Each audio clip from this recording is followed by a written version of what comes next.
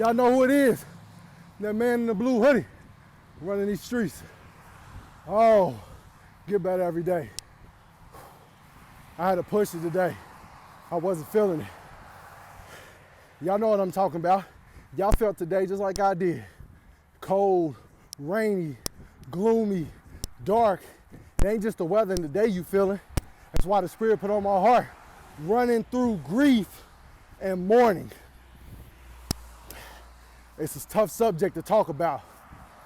It's dear and close to everybody, as we've all lost someone close to you. It hit home.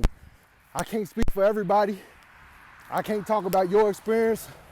You lost a parent, you lost a child, you lost a brother, a sister, a cousin, an uncle, an aunt, a friend, a loved one. You've lost someone you love physically in this realm, and it hurts.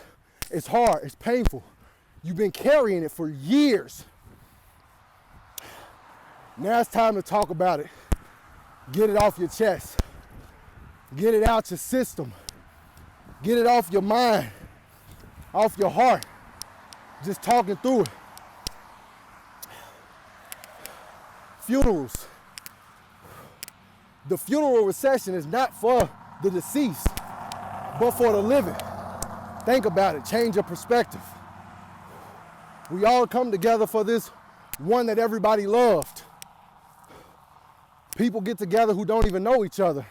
But because of this person that touched people, that impacted lives, that loved, that cared, that shared, this person has brought all of these strangers together, has reunited family members and relatives.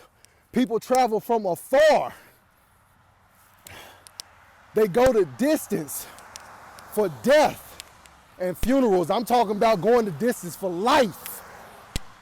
Go the distance for life.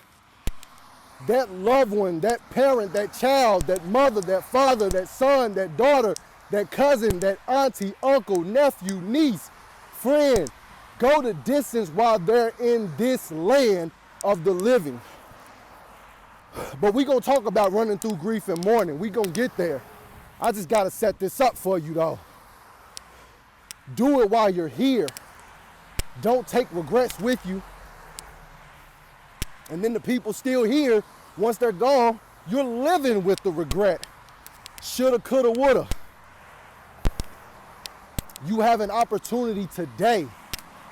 You have a chance today. You have a choice today. But we're going to run through grief and mourning right quick. We're going to run through this. As soon as I cross this street safely, we're going to run through this. I'm really out here. I talk to you. I'm really out here in this cold.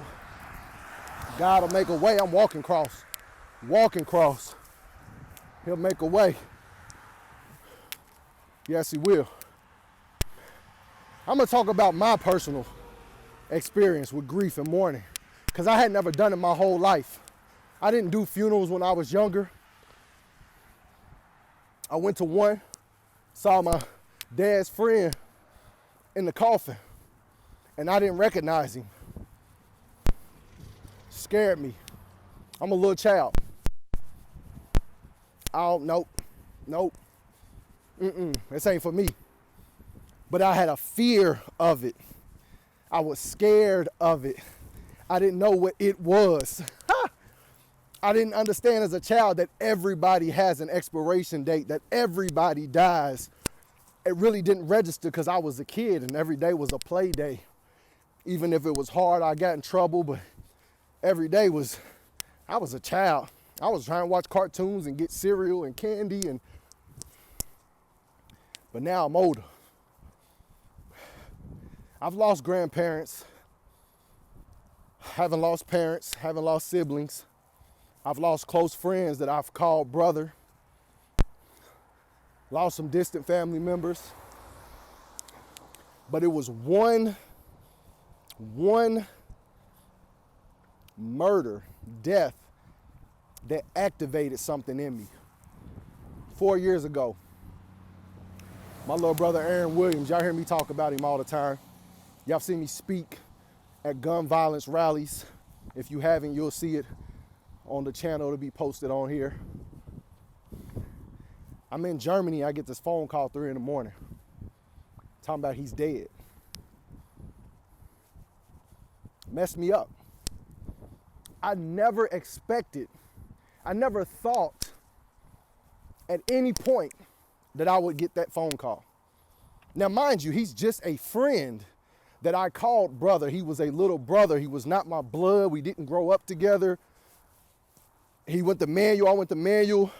I played basketball. He was coming in behind playing basketball. And we had a bond. We grew really close, and he was younger than me, 2 years. I was not expecting that phone call. It messed me up. For the first time in my life, I wept as Jesus wept over Lazarus. I wept. I was in a state of grief and mourning and shock.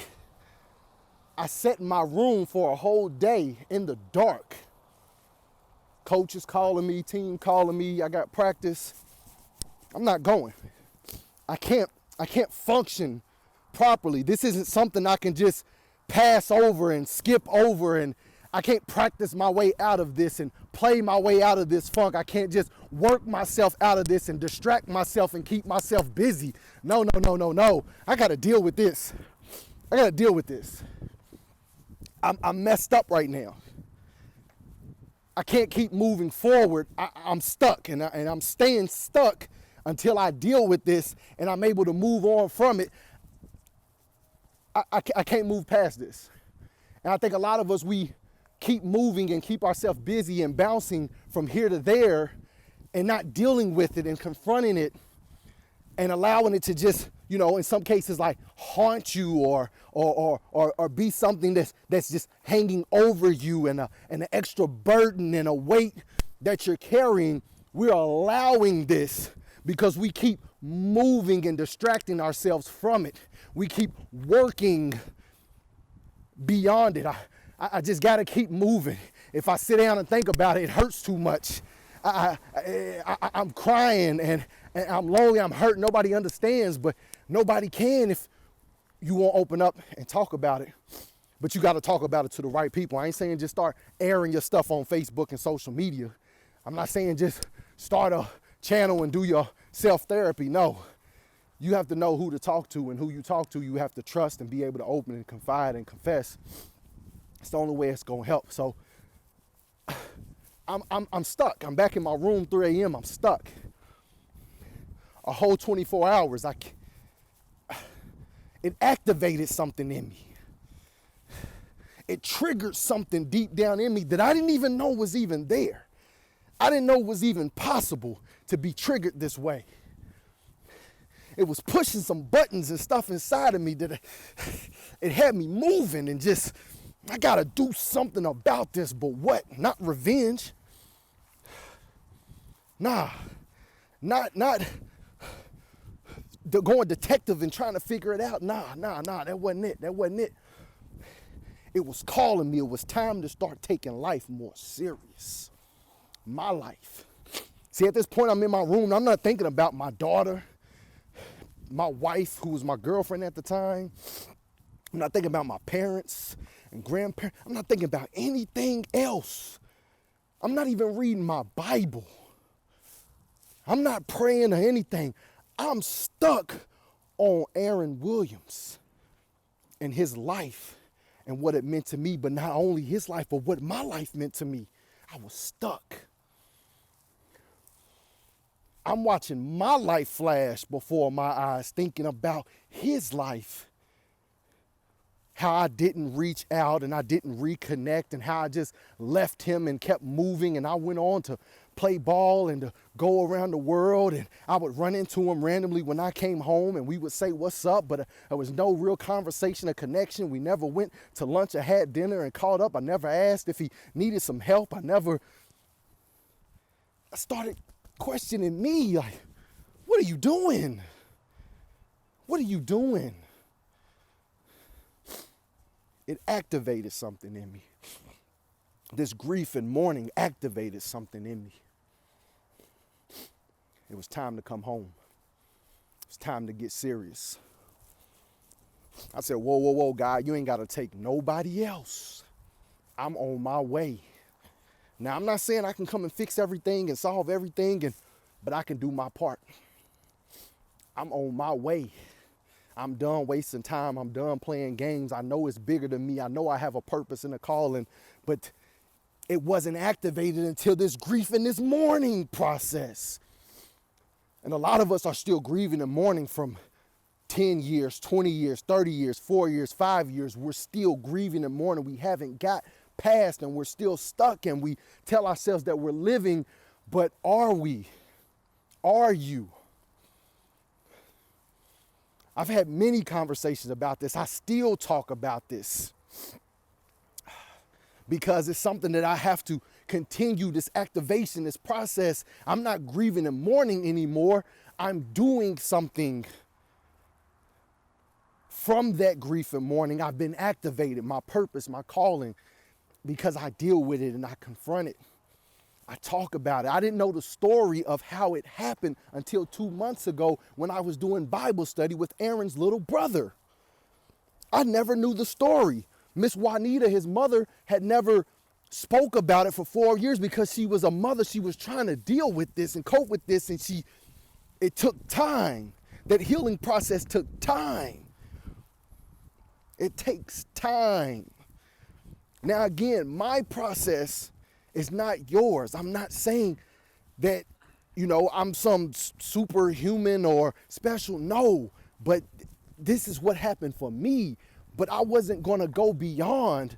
I wasn't going to practice another practice or play another game until I dealt with this. I was not. Because nothing else mattered and was more important. Nothing else was more important than me in my life. This is all I have. I live with me for 24/7 hours a day, 365.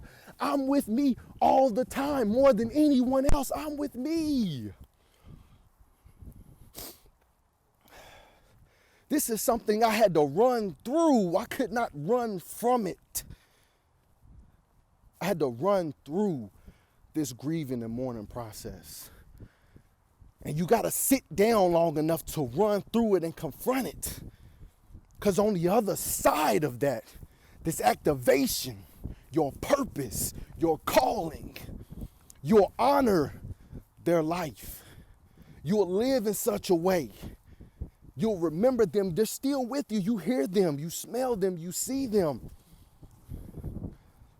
But you're activated.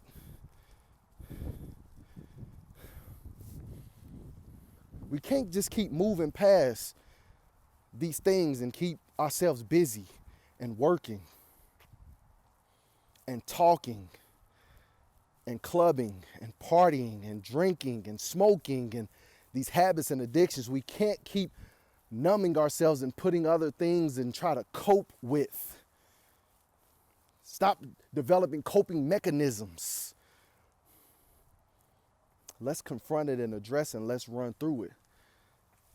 So these are times that we need to sit down when family comes together, but it doesn't have to be your immediate family. It could be Zoom, however it needs to be, but we got to confront, we got to talk about this in a close, secure circle. I do King's Table Talks, and I have brothers that come in that know me, that don't know each other, and we sit and we talk as men, openly talking as men, being able to have a conversation and discuss as men things going on in your life, how you're feeling, the world, the pandemic, the mourning, the grieving, the loneliness, the mistakes, the felonies, the crimes, the trapping, the adultery, the lying, the cheat. We talk about this openly as men, able to confess. Men, we in here crying, hugging one another, telling each other we love each other because we're opening up and learning to love ourselves.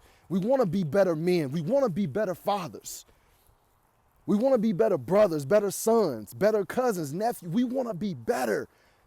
But that takes us to be able to open up. And you got to have a space to do that. And those that you trust, that's not going to judge you. It's not going to look down on you. That's not going to make fun of you. That's not gonna run and go tell your business somewhere else, to somebody else. That's gonna keep it right there and keep it 100. Love y'all. We running through grief and mourning. GBED, get better every day.